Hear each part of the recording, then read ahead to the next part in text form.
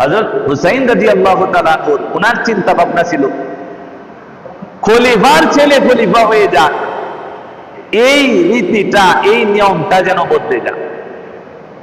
যে প্রকৃত যোগ্য সে খলিফা হবে। খলিফার ছেলে যদি খলিফা হয়ে যায় তাহলে দেখা যাবে কিছুদিন অতিবাহিত হওয়ার পরে খলিফার ছেলে যদি অযোগ্য থাকে এরপরেও খলিফার ছেলে খলিফা হবে। এরকম হয় না? রাজার ছেলে রাজা হয়ে যায়, পীরের ছেলে পীর, খলিফার ছেলে খলিফা হয়ে যাবে।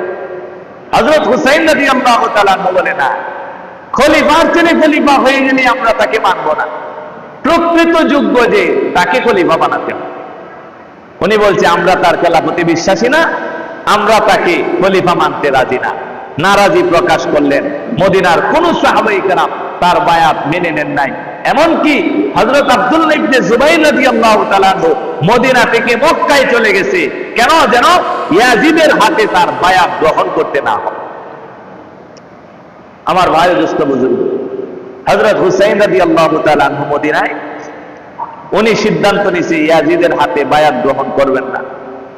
এদিক দিয়ে কুফা থেকে হযরত হুসাইন রাদিয়াল্লাহু তাআলা আনহুর কাছে চিঠির পর চিঠি আসা আরম্ভ হয়েছে। চিঠির মধ্যে কি লেখা?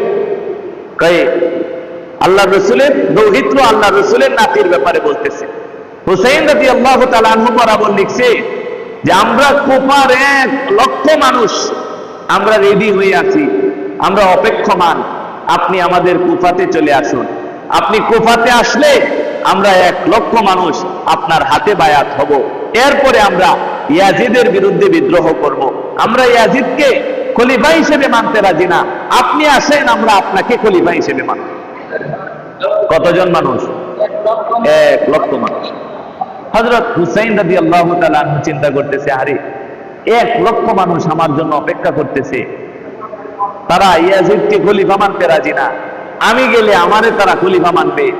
তো আসলেই যদি তারা অপেক্ষা করে আর আমি যদি কুফাতে তাদের ডাকে সাড়া না দেই, তাহলে এই মানুষগুলা তো আমার কাছ থেকে ভালো কিছু পাইল না, এই মানুষগুলা তো বিরাট এক ঝামেলার সম্মুখীন হয়ে গেল। এই চিন্তা করে হযরত হুসাইন রাদিয়াল্লাহু তাআলা ফিকির করতেছে, চিন্তা করতেছে কুফায় যাব না যাব না, এই ধরনের একটা দ্বিধাদ্বন্দ্বের মধ্যে উনি আছে এবং উনি ওই মদিনা থেকে বের হয়ে মক্কার দিকে সফর শুরু করছে। আমার ভাই দুস্থ বুজুর্গ, প্রিয় ছাত্র ভাই, মক্কাতে হযরত হুসাইন রাদিয়াল্লাহু তাআলা আনহু পৌঁছানোর পর আবার চিঠি আসতেছে। চিঠির মধ্যে একই প্রস্তাব, আমরা 1 লক্ষ মানুষ আপনার অপেক্ষায় আছি, আপনি আসলে আপনার হাতে আমরা বায়াত গ্রহণ করব। এরপরে আপনাকে নিয়ে আমরা ইয়াজিদের বিরুদ্ধে বিদ্রোহ করব। আমরা ইয়াজিদকে খলিফা হিসেবে মানতে রাজি না, আমরা আপনাকে খলিফা হিসেবে মানতে রাজি। হযরত হুসাইন রাদিয়াল্লাহু তাআলা চিন্তা করলেন, আরে আমার আব্বাজান হযরত আলী রাদিয়াল্লাহু তাআলার সাথে কুফার মানুষেরা গাদ্দারি করছিল, বেঈমানি করছিল, এখন আমি যাওয়ার পরে এমন যদি হয় আমার সাথেও তারা গাদ্দারি করে, তাহলে তো বিষয়টা একটু ব্যতিক্রম হয়ে যাবে। এই কারণে উনি কুফার মানুষের আসল অবস্থাটা যাচাই করার জন্য হযরত হুসাইন রাদিয়াল্লাহু তাআলা ওনার চাচাতো ভাই হযরত মুসলিম ইবনে আকিল রাদিয়াল্লাহু তাআলা কে কুফার দিকে পাঠালেন। তুমি কুফাতে যাও, গিয়ে কুফার মানুষের অবস্থাটা একটু পর্যবেক্ষণ করে দেখো, তারা কি আসলে আমাকে চায় কি চায়। হযরত হুসাইন কি করলেন? তার চাচাতো ভাইকে কোথায় পাঠালেন? কুফাতে পাঠালেন। মুসলিম ইবনে আকিল রাদিয়াল্লাহু তাআলা কুফাতে গেলেন। এখানে একটা চমৎকার কথা, এটা মনোযোগের সাথে শুনতে হবে। হযরত মুসলিম ইবনে আকিল রাদিয়াল্লাহু তাআলা আনহুকে হুসাইন রাদিয়াল্লাহু তাআলা আনহু বলে দিয়েছে যে তুমি কুফায় গিয়ে অবস্থা পর্যবেক্ষণ করো, যদি দেখো ভাবমূর্তি ভালো, তারা আসলেই আমাকে চায়, তাহলে আমি বরাবর একটা চিঠি লিখব এবং তুমি আমাকে নিশ্চিত করবা বিষয়টা যে ওইখানে যাওয়া আমার জন্য নিরাপদ কিনা। যদি তোমার চিঠি মক্কাতে পৌঁছায় তাহলে আমি কুফার দিকে রওনা করব, অন্যথায় তারা আরো চিঠি পাঠায়, এরপরেও আমি কি করব না, কুফাতে যাব। হযরত মুসলিম ইবনে আকিল রাদিয়াল্লাহু তাআলা আনহু কুফার দিকে গেলেন। কুফাতে যাওয়ার পর প্রথম উনি যখন কুফাতে পৌঁছলেন, পৌঁছার পরে ওনার হাতে 12,000 কুফাবাসী তারা বায়াত হলো হুসাইন রাদিয়াল্লাহু তাআলা আনহুর পক্ষে। আর বলতেছে, হ্যাঁ আমরা চাই হুসাইন রাদিয়াল্লাহু তাআলা আমাদের এখানে আসো, আসার পরে আমরা ওনার হাতে বায়াত হব, আমরা ইয়াজিদকে আমাদের খলিফা হিসেবে মানব। আচ্ছা মনে করেন 12,000 মানুষ যদি একসাথে এক জায়গায় জমা হইয়া এই প্রস্তাব দেয়, তাহলে বোঝা যায় 12,000-এর পিছনে আরো আছে না 60,000? 12,000 মানুষ এই মাঠে আসছে, আর বাড়িতে আরো মানুষ আছে। তাহলে তারা যে বলছে 1 লক্ষ মানুষ আমরা আছি, এই কথাটা কি সত্য? আসলেই সত্য। হযরত মুসলিম ইবনে আকিল রাদিয়াল্লাহু তাআলা আনহু অল্প যে কয়দিন কুফাতে ঘোরাঘুরি করলেন, দেখলেন না আসলেই তো কুফার মানুষেরা তো হুসাইন রাদিয়াল্লাহু তাআলা আনহুকে চায়, তারা ইয়াজিদকে বিশ্বাস করেন। তো মুসলিম ইবনে আকিল রাদিয়াল্লাহু তাআলা আনহু চিঠি লিখলেন হযরত হুসাইন রাদিয়াল্লাহু তাআলা আনহুর কাছে যে আপনি কুফাতে নিরাপদে আসতে পারেন। কুফার মানুষেরা সত্যি আন্তরিকভাবে আপনাকে চাইতেছে, কুফার মানুষেরা চায় আপনি যেন কুফাতে আসেন, তাহলে তারা আপনার হাতে বায়াত গ্রহণ করবে, এই কথা সত্য, এর মধ্যে কোনো মিথ্যার কোনো আশ্বাস নাই, আপনি আসেন, নিশ্চিন্তে আসতে পারেন, এরকম চিঠি লেখা এরপরে মুসলিম ইবনে আকিল রাদিয়াল্লাহু তাআলা আনহু হযরত হুসাইন রাদিয়াল্লাহু তাআলা আনহুর কাছে পাঠায়া দিয়েছে। আমার ভাই দোস্ত বুজুর্গ, তথ্য প্রযুক্তির এত আপডেট যুগ ছিল না। আমরা যেমন এখন মুহূর্তের মধ্যে আপডেট খবর জানায় দিতে পারি। একজনকে বলছি যে আপনি আসেন, পরে এদিক দিয়ে ঘটনা পেছ লেগে গেছে, সাথে সাথে ফোন দিয়ে বলি না আসেন না, ঝামেলা হয়ে গেছে। কথা ঠিক না? তাহলে এটা জানাইতে কি সময় লাগে? কিন্তু ওই সময়ে এই জানানোর এত দ্রুত মাধ্যম ছিল না। একটা চিঠি পাঠাইলে চিঠি পৌঁছতে 20 দিন, 30 দিন, 40 দিন লাগে যেত। একটা চিঠি পৌঁছাইতে 30 দিন লেগে গেছে। তো মুসলিম ইবনে আকিল চিঠি তো পাঠায় দিছে, এখন এটারে আটকাইব কেমন? চিঠি পাঠায় দিছে, উনি অবস্থা ভালো দেখছে, চিঠি লিখে পাঠায় দিছে। এদিক দিয়ে মুআবিয়া রাদিয়াল্লাহু তাআলা আনহুর ছেলে যে নতুন খলিফা হয়েছে ইয়াজিদ, সে জানতে পারলো যে কুফার মানুষের মধ্যে একটু বিদ্রোহী ভাব আছে, তারা আমাকে গভর্নর হিসেবে, আমাকে খলিফা হিসেবে মানতে রাজি না, তারা হুসাইন রাদিয়াল্লাহু তাআলা আনহুকে চাইতেছে এবং ওনার কাছে চিঠি পাঠাইতেছে যে আপনি আসেন, আপনার হাতে আমরা বায়াত দিব। তো তৎকালীন সময়ে কুফার যিনি গভর্নর ছিলেন হযরত নু'মান ইবনে বাশীর রাদিয়াল্লাহু তাআলা, উনিও হুসাইন রাদিয়াল্লাহু তাআলা আনহুর পক্ষপাতিত্ব করেন। তো ইয়াজিদ যখন এই বিষয়টা বুঝছে, মনে করেন যেমন আমাদের এই চেয়ারম্যান যদি এই এলাকায় থাকে, তাইলে এমপি বুঝতেছে যে এই চেয়ারম্যানরে দিয়া কাজ করানো যাবে না, সরকার বুঝতেছে যে এই চেয়ারম্যানরে দিয়া, এই এমপিরে দিয়া কাজ করানো যাবে না, এই কারণে এদের পাল্টাইতে। তো ইয়াজিদ বুঝছে নু'মান ইবনে বাশীর যদি কুফাতে থাকে, তাহলে আমার ইচ্ছা মতো কাজ করানো যাবে। এই কারণে নু'মান ইবনে বাশীরকে কুফার গভর্নর পদ থেকে সরাইয়া দিছে, আপনার দরকার নাই। আর উবাইদুল্লাহ বিন জিয়াদ, যারে ইচ্ছা মতো কাজ করানো যাইব, তারে কুফার গভর্নর বানাইছে, বানায়া নতুন নির্দেশনা জারি করছে, কুফার মানুষের উপর জোর জবরদস্তি চালাও, প্রয়োজনে অ্যারেস্ট করো, গ্রেফতার করো, যদি কেউ আমার বিরুদ্ধে বিদ্রোহ করতে চায় তাহলে তাকে গ্রেফতার করো, তারে বন্দী করো, জোরপূর্বক আমার যেন বায়াত গ্রহণ করে, এই কারণে জোর জবরদস্তি করো। আর হুসাইন রাদিয়াল্লাহু তাআলা আনহু যেন কোনোভাবেই এই কুফাতে আইসা ঢুকতে না পারে, এর জন্য তুমি সর্বোচ্চ সতর্কতা অবলম্বন করো। আমার ভাই দোস্ত বুজুর্গ, এখন মুসলিম ইবনে আকিল কুফাতে আইসা যে অবস্থা আগে দেখছিলেন, এখন কি অবস্থা আছে? উবাইদুল্লাহ বিন জিয়াদ নতুন নির্দেশনা জারি করছে, মসজিদে মসজিদে ঘোষণা করে দেওয়া হয়েছে প্রত্যেক মুসলমানকে ইয়াজিদের বায়াত বাধ্যতামূলক গ্রহণ করতে হবে।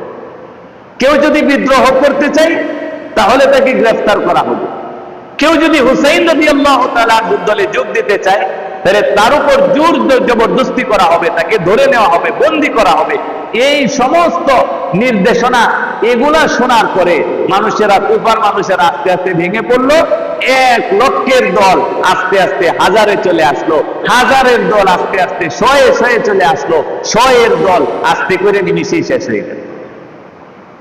হযরত মুসলিম ইবনে আকিল রাদিয়াল্লাহু তাআলা আনহু, উনি প্রথম গিয়া দেখছিলেন লক্ষ মানুষ হুসাইনকে চায়। আর এই কিছুদিনের এই নির্দেশনা জারি হওয়ার পরে উনি অল্প কয়েকদিনের ব্যবধানে দেখে যে আমার পিছনে আর হুসাইন রাদিয়াল্লাহু তাআলা আনহুর পক্ষপাতিত্ব করার মতো আর একজন মুসলমানও কুফার মধ্যে নেই। তাহলে অবস্থা আগে যেটা ছিল এটা আছে না পাল্টে গেছে? কিন্তু চিঠি কি করছি? পাঠায় দিছে। চিঠি পাঠায় দিছে যে আপনি আসেন, আপনার রাস্তা নিরাপদ, আপনার জনপদ নিরাপদ, মানুষেরা আপনাকে চায়, আপনাকে আতিথেয়তা দিবে, মানুষেরা মেহমানদারি করার জন্য আপনার অপেক্ষা করতেছে। চিঠি পাঠায় দিছে, কিন্তু অবস্থা কি হয়ে গেছে? পাল্টে গেছে। যে মানুষগুলা হযরত হুসাইনকে চাইতো, সেই মানুষগুলো এখন চাপের শিকার হয়ে তারা ইয়াজিদকেই নিজেদের খলিফা হিসেবে মেনে ইয়াজিদের হাতে বায়াত গ্রহণ করছে। হযরত হুসাইন রাদিয়াল্লাহু তাআলা আনহুর কাছে চিঠি পৌঁছে গেছে। চাচাতো ভাই মুসলিম ইবনে আকিল পাঠাইছে। এই চিঠির মধ্যে সন্দেহের কিছু নাই। মুসলিম ইবনে আকিল তো বলছে, হুসাইন আপনি আসেন, আপনার জন্য জনপদ নিরাপদ, এলাকা নিরাপদ, মানুষের আপনাকে চায়। হযরত হুসাইন রাদিয়াল্লাহু তাআলা আনহু পরিবার পরিজন নিয়া 72 জনের একটা কাফেলা সাথে নিয়া, এর মধ্যে শিশু ছিল, বৃদ্ধ ছিল, মহিলা ছিল, এদেরকে নিয়া মক্কা থেকে কুফার দিকে যাত্রা শুরু করছে। হুসাইন রাদিয়াল্লাহু তাআলা আনহু যখন মক্কা থেকে রওনা করে, হযরত আব্দুল্লাহ ইবনে ওমর সহ একাধিক সাহাবা বলছে, হুসাইন আপনি কোথায় যাচ্ছেন? উনি বলছে আমি কুফার দিকে রওনা করতেছি। সাহাবায়ে কেরাম ওনাকে বলছে আপনি কুফাতে যাইবেন না, কুফার মানুষ আপনার বাবা হযরত আলীর সাথে তারা 2 নম্বরই করছে, ভালো ব্যবহার করে নাই। আপনি গেলে যে আপনার সাথে মুনাফিকি করবে না, গাদ্দারি করবে না, এর কোনো নিশ্চয়তা নেই।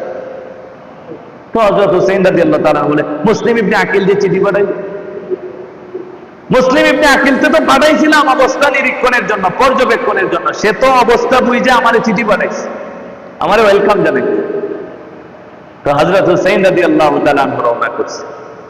আমার ভাই ও দোস্ত বুজুর্গ, এভাবে যেতে যেতে কুফা বসরার মধ্যবর্তী ইরাকের কারবালা নামক স্থানে হযরত হুসাইন রাদিয়াল্লাহু তাআলা যখন পৌঁছালো, তখন সেই সময়টা ছিল মুহররমের 9 তারিখ, আশুরার পূর্বের দিন।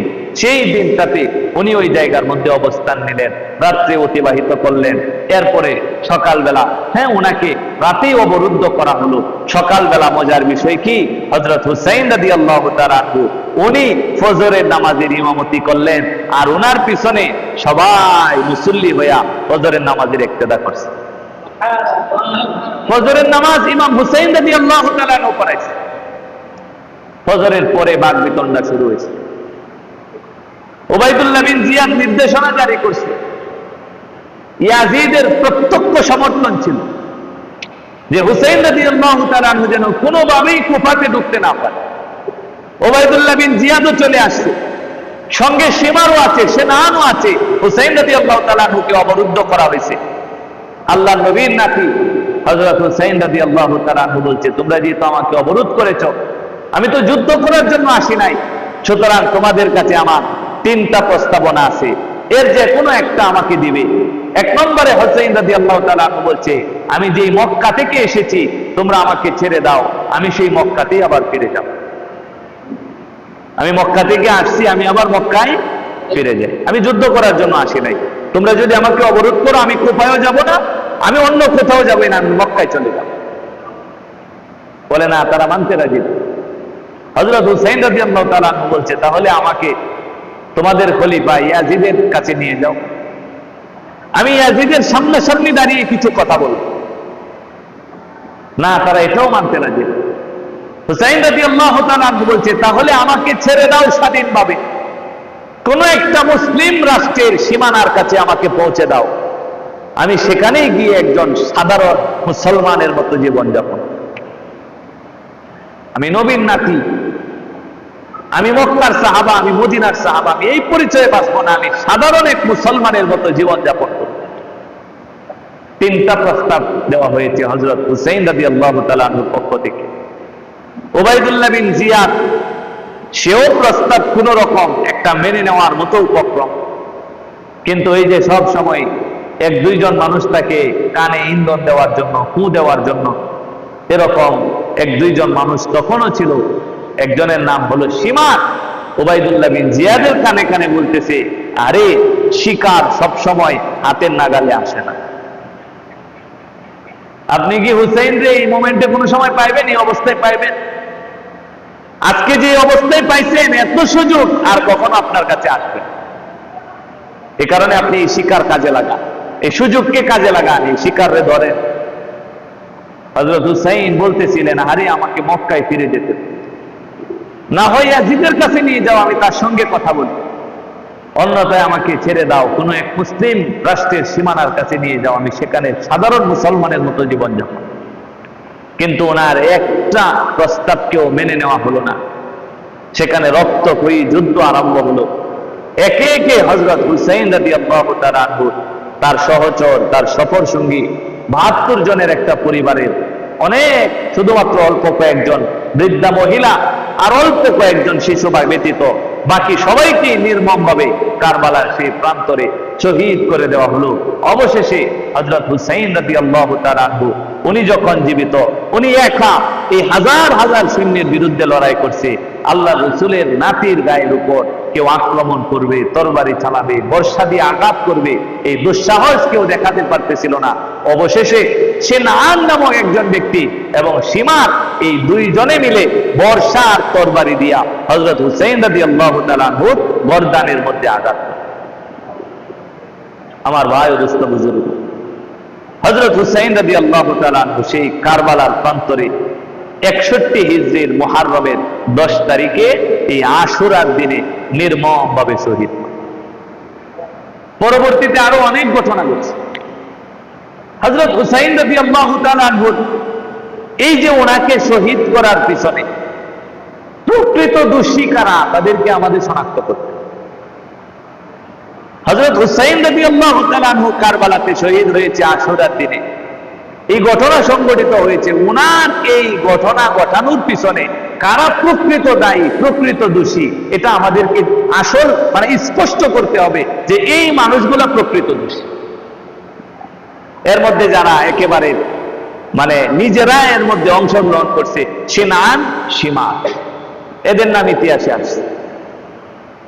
যে এর মধ্যে সেনাপতির দায়িত্ব পালন করছে, তার নাম উবাইদুল্লাহ বিন জিয়াদ, তার নাম ইতিহাসে আসছে।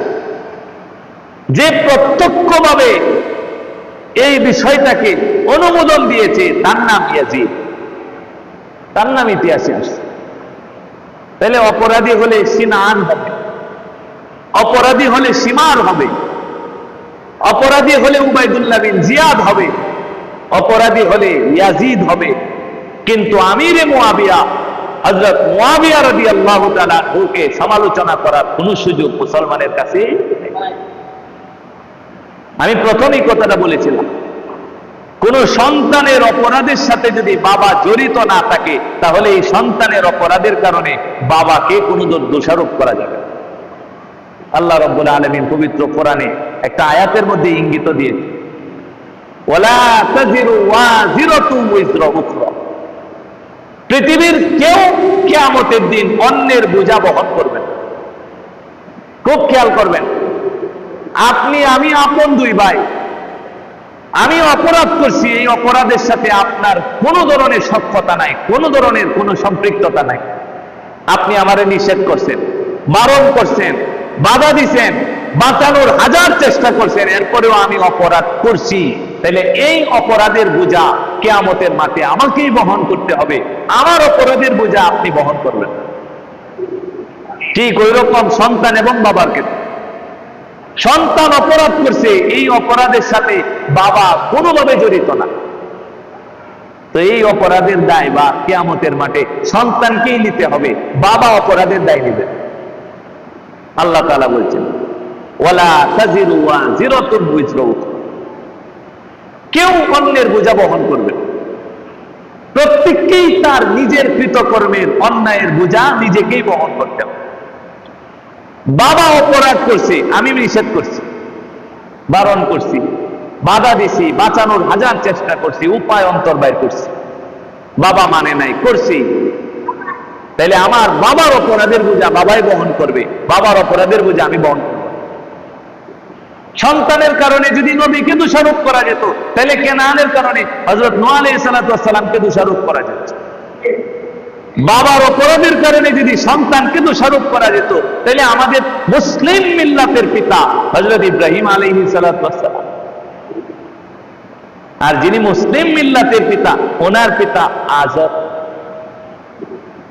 যার কাজ কি ছিল? খালি মূর্তি পূজা করতো না, নিজের হাতে মূর্তি বানায়া বাজারে বিক্রি করে সেই লভ্যাংশ দিয়া পরিবার চালাইছে।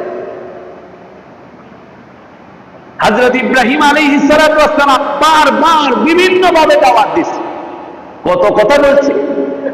ইয়া আবাতি লিমা তা'বুদু মা লা ইয়াসমা'ু ওয়া লা ইউবসিরু ওয়া লা ইউগনি আনকা শাইআ ইয়া আবাতি ইন্নী ক্বাদ জাআনি মিনাল ইলম মা লাম ইয়াতিকা ফাত্তাবি'নি আহদিকা সিরাতান সাওয়্যা ইয়া আবাতি লা তা'বুদিশ শাইতান ইন্নাশ শাইতানা কানা লির-রাহমানি আসিয়া।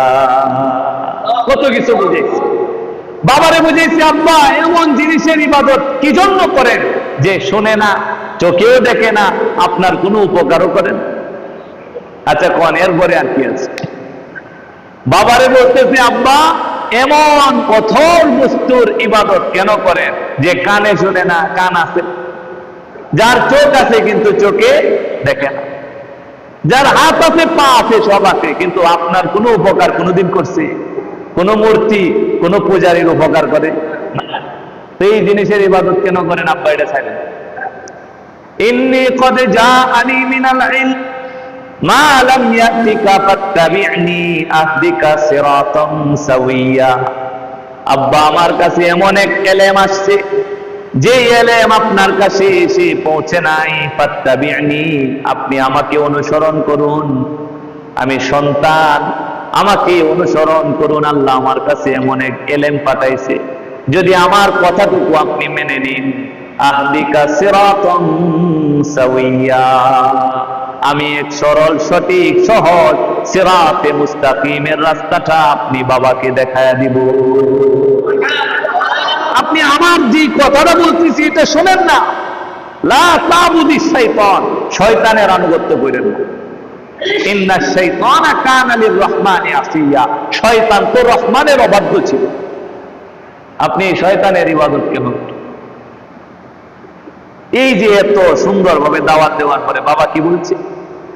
বাবা বলছে ক্বালা আরাগিবুন আনতা আন আলিহাতি ইয়া ইব্রাহিম লা ইল্লাম তানতাহি লা আরজুমান্নাকা ওয়াহজুরনি মালিয়া। ও ইব্রাহিম, আমারে কি চাইতেছো? আমার এই প্রভুদের কাছ থেকে আমাকে সরায় দেওয়ার জন্য? সাবধান হয়ে যাও, নাহলে পাথর মাইরে তোমারে হত্যা করব। তোমারে কি করব? পাথর মাইরে হত্যা করব। বাবা সন্তানদের হুমকি দিতে। হযরত ইব্রাহিম আলাইহিস সালাতু ওয়াস সালাম করবে কি? অনেক বুঝাইছে, বুঝে না। সালামুন আলাইক সাস্তাগফিরু লাকা রাব্বি, সালামুন আলাইক, আব্বা আপনি আপনার মতো থাকেন, আমি আমার মতো থাকি। আচ্ছা, এই যে বোঝানোর চেষ্টা করছি, এরপরেও বাবা বুঝতো না। এখন কিয়ামতের মাঠে ইব্রাহিম আলাইহিস সালাতু ওয়াস সালামকে আল্লাহ ধরবো যে তোমার আব্বা কেন আমার নাফরমানি করছে, নাকি? যুক্তি কি এটা বলে? হ্যাঁ, এই কারণে আল্লাহ জানায় দিয়েছেন ওয়ালা তাজিরু ওয়াজিরাতু ওয়িজরা উখরা, একজন আরেকজনের পাপের বোঝা বহন করবে না, প্রত্যেকেই নিজেরটা বহন করতে হবে। হ্যাঁ, এই যে আজকে আপনি সুদ খান আর 10 জনে মিলে আপনারে বাহবা দেয়, হ্যাঁ, আরে বাবারে আপনি ফুললে পাপে এক দশা। আপনি সুদ খাইতেছেন, 10 জনে মিলে বাহবা দিতেছে, এই 10 জনে আপনার সুদের ভার একটুও বহন করবে না, পুরাটা আপনারই বহন করা লাগে। তো যেই কথা বুঝাইতে চাইছিলাম, সন্তানের অপরাধের কারণে বাবাকে দোষারোপ করা যাবে। হযরত হুসাইন রাদিয়াল্লাহু তাআলা আনহুকে হত্যা করার পিছনে প্রত্যক্ষ সমর্থন করছে ইয়াজিদ, তাহলে মুয়াবিয়া রাদিয়াল্লাহু তাআলা আনহুর সমালোচনা করা যাবে? আমরা আল্লাহর কাছে দোয়া করব যারা অপরাধী, আল্লাহ যেন তাদের বিচারকে আরো কঠিন করে। আর যারা মজলুম ছিল, হুসাইন এবং হুসাইন রাদিয়াল্লাহু তাআলা আনহুর সঙ্গে যারা ছিল, আল্লাহ রাসূল তো এমনিতেই জানায় গেছেন আল হাসান ওয়াল হুসাইন সাইয়্যিদা শাবাবি আহলিল জান্নাহ। আমরা দোয়া করব আল্লাহ যেন তাদের জান্নাতের মর্যাদা আরো বুলন্দ করে। পারবো না ইনশাআল্লাহ? এখন আমাদের করণীয় কি? এতক্ষণ তো শুধু ইতিহাস শুনলাম, বিশেষ করে ছাত্র ভাইরা যেহেতু বসে, আপনারা তো ছিলেন না, এই কারণে ইতিহাস বল, কারণ ছাত্রদের এগুলা জানার দরকার আছে, আমাদের এগুলা জানার দরকার আছে। ছাত্র ভাইরা ছিল বলছি, এতক্ষণ তো ইতিহাস জানলাম, এখন এই পুরা ইতিহাস থেকে আমাদের ধারণ করার বিষয় কি? হ্যাঁ, আমাদের ধারণ করার বিষয় হলো তিনটা। কয়টা? এইটা হলো আলোচনার মূল বস্তু। এই যে কারবালা, আমরা তো এখন মাশাআল্লাহ, হ্যাঁ, অনেক মানুষ এটা মনে করি যে এই কারবালা মানেই মুহররমের আশুরা, আশুরা মানেই কারবালা, আশুরা মানেই কারবালা, আর কারবালা মানেই আশুরা। আসলে না, আশুরার মূল্য তো আল্লাহ রাসূল সাল্লাল্লাহু আলাইহি সাল্লাম কারবালার আরো 51 বছর আগে দিয়ে গেছে। নবীজি সাল্লাল্লাহু আলাইহি সাল্লাম আশুরাতে নিজে রোজা রাখছে, এবং আল্লাহ রাসূল সরাসরি বলছে সোমু আশুরা, সাহাবাদেরকে বলছে তোমরাও আশুরার দিনে রোজা রাখো। হযরত আব্দুল্লাহ ইবনে আব্বাস বলছে, নবীজি তাহলে ইহুদিরাও রাখে, আমরাও রাখলাম, তাহলে একটু মানে সামঞ্জস্য হয়ে গেল। নবীজি বলছে, সাহাবারা যদি আগামী বছর আমি বেঁচে থাকি, লা সুমান্নাত তাসিয়া, তাহলে 9 মুহররমেও আমি রোজা রাখব। সুবহানাল্লাহ। তাহলে আশুরার মর্যাদা তো আরো আগ থেকে, মহাই কারবালার ঘটনার আরো 51 বছর আগ থেকে আল্লাহ রাসূল আশুরার মর্যাদা বর্ণনা করে দিয়েছে। কিন্তু আমরা মনে করি যে আশুরা মানে কারবালা, কারবালা মানে কি আশুরা না, আশুরাতে কারবালার ঘটনাটাও ঘটছে। এখন এই ঘটনা থেকে আমাদের করণীয় কি? একটা ঘর বানাবো, সেই ঘরের ভিতরে কিছু রান্দা, হ্যাঁ, কিছু অস্ত্র, কিছু শস্ত্র, হ্যাঁ, কিছু বড় বড় বল্ল, এরপরে কিছু ঝাড়ু, কিছু বাতি, কিছু বন, কিছু করকোটা, একটা ঘোড়া, একটা আবিজাবি, এগুলা জমায় রেখে দিব। মুহররমের সময় বাইর করে এরপরে মাতম করা শুরু করব। একটা বানানো ঘোড়া বানাইবো, একজন হুসাইন সাজবো, আর কয়েকজন তরবারি নিয়া, হ্যাঁ, এরপরে মাতম করব। আল্লাহ কেমনে মারলো রে, হাই হাসান, হাই হুসেন, এইভাবে মাতম করব। এটা নাকি কারবালার শিক্ষা? নাউজুবিল্লাহ মিন যালিক। অথচ আমাদের করণীয় কি ছিল? কারবালা থেকে আমরা কি নিব? আমার ভাই, আমাদের বুঝতে হবে, আমাদের 3টা জিনিস আমাদের মধ্যে রাখতে হবে। 1 নাম্বার, আমরা হুসাইন রাদিয়াল্লাহু তাআলা আনহুকে ভালোবাসি।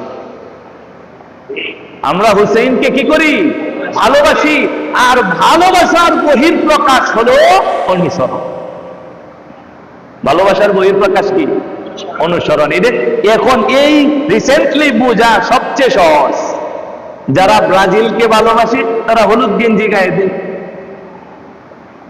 পিছনে লেখা থাকে নেইমার জুনিয়র 10 নাম্বার। তারে ব্রাজিল নিয়ে কিছু বললে তার গায়ে আগুন লেগে উঠে। হ্যাঁ, কেন?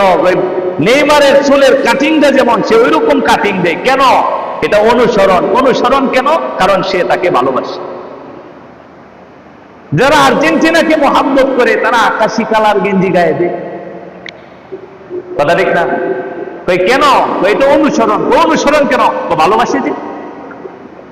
কিতাবের মধ্যে আসলে ভালোবাসার বহিঃপ্রকাশ হলো অনুসরণ। কেউ যদি কাউকে অনুসরণ না করে আর সে যদি বলে ভালোবাসি, তাহলে ভালোবাসা না, এটা নির্ঘাত বেঈমানি।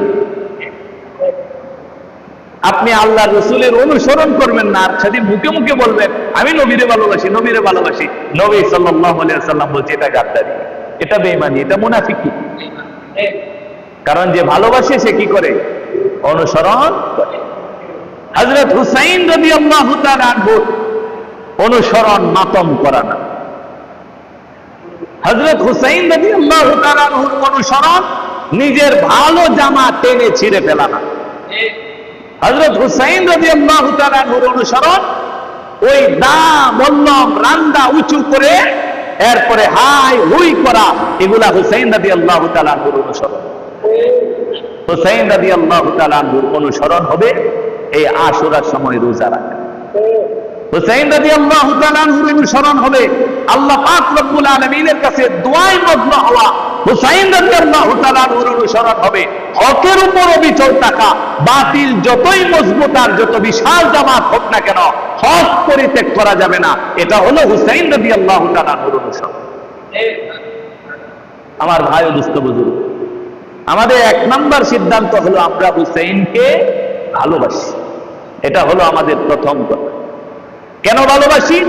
তিরমিজির বর্ণনায় আসছে, আল্লাহর নবী বলছেন, হুসাইনুম মিন্নি ওয়া আনা মিন হুসাইন ওয়া আহাব্বাল্লাহু মান আহাব্বা হুসাইন। আল্লাহর নবী বলছে, হুসাইন আমার, আমি হুসাইন। হুসাইন আমার আর আমি হুসাইন। আমার ভাই, এই হাদিসের ব্যাখ্যার মধ্যে লেখা, নবীজি সাল্লাল্লাহু আলাইহি ওয়াসাল্লাম এক সাহাবা আল্লাহ রাসূলকে দাওয়াত করছে, কয়েকজন সাহাবাকেও দাওয়াত করছে।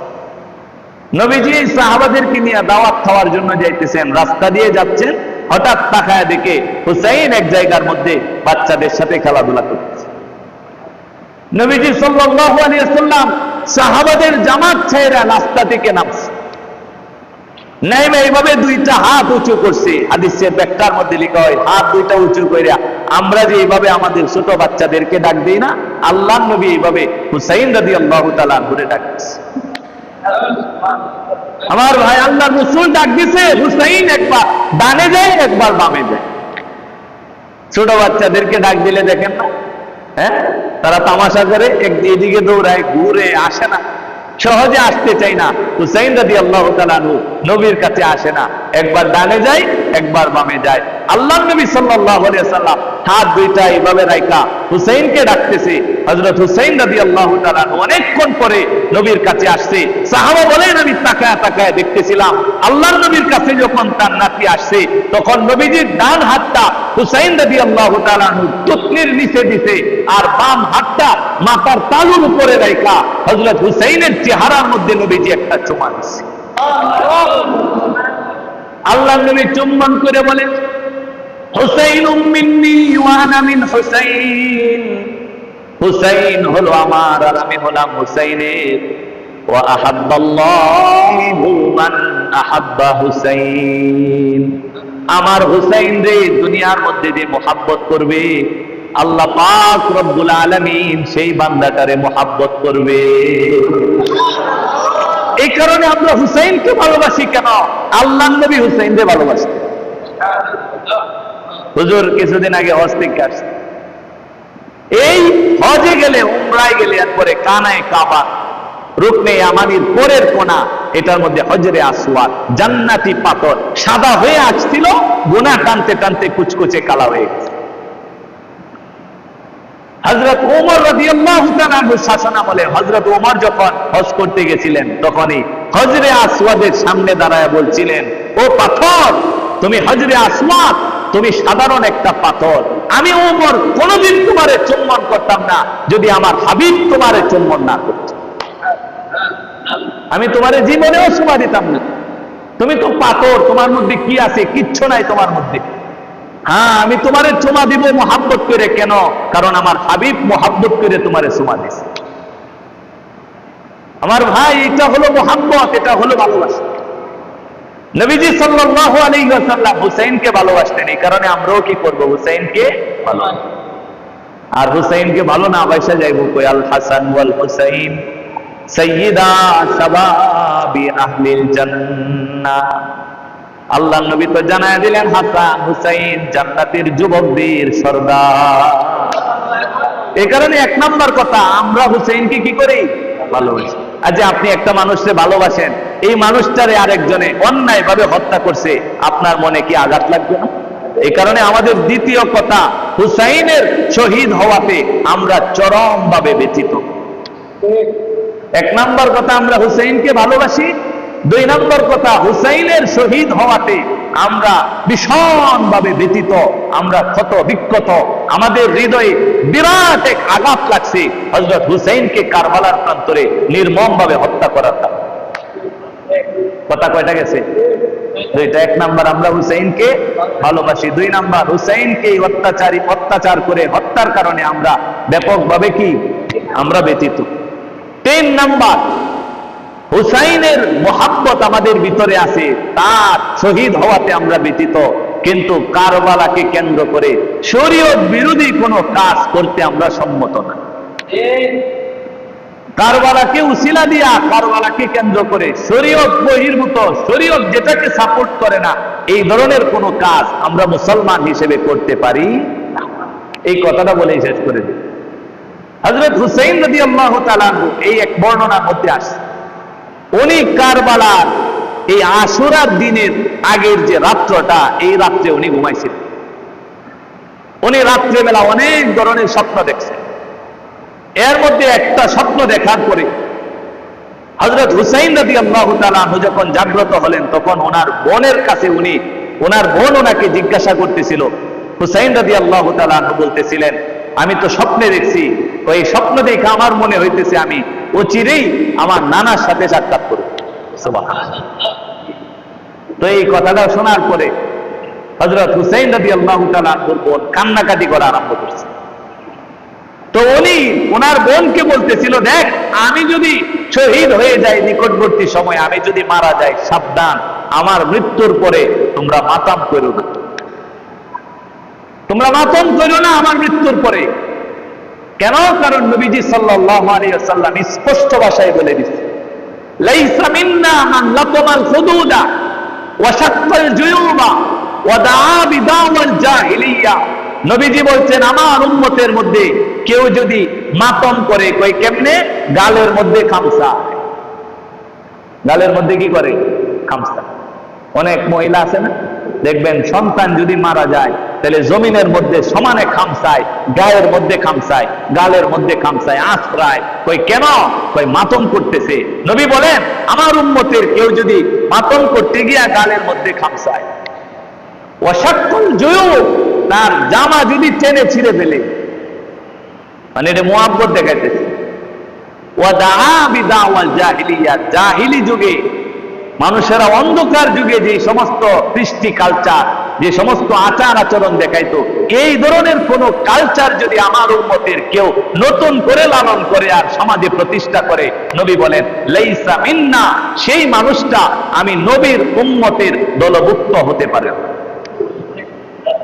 সে আমার দলভুক্ত না, যে গালে খামসায়, পোশাক ছিঁড়ে ফেলে, যে জাহিলি যুগের মতো হাই হুই করে তরবারি উঁচু করে, হ্যাঁ, তাজিয়া মিছিল করে, একজন হুসাইন সাজে, একটা কারবালা সাজায়, রণাঙ্গন সাজায়।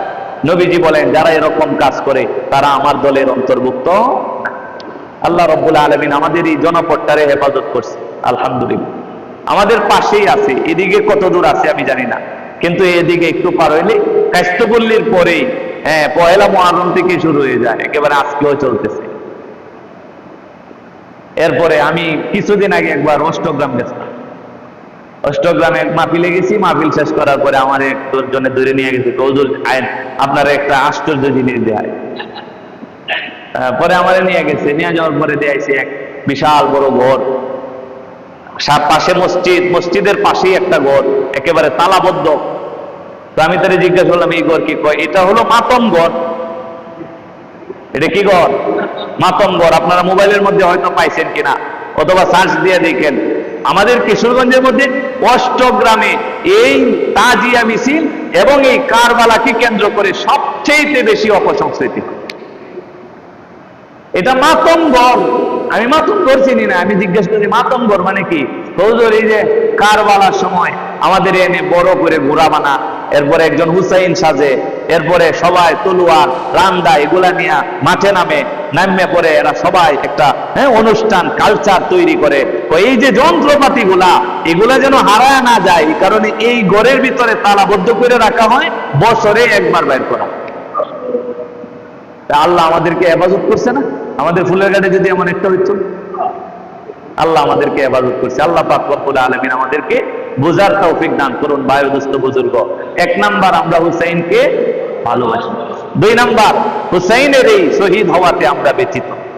তিন নাম্বার, আমরা এই বিষয়কে কেন্দ্র করে শরীয়ত বিরোধী কোনো কাজ করতে পারবো না। তাইলে আমাদের দুনিয়াও ধ্বংস, আখিরাতও ধ্বংস। আল্লাহ নবীর কাছ থেকে হাউজে কাউসারের পানি আনতে যাব, নবী বলবেন, সুহফান সুহফান লিমান গায়্যারা বাদি, আমি আসার পরে ইসলাম নিয়ে তামাশা করছো, সুতরাং হাউজে কাউসারের পানি তোমার ভাগ্যে জুটবে।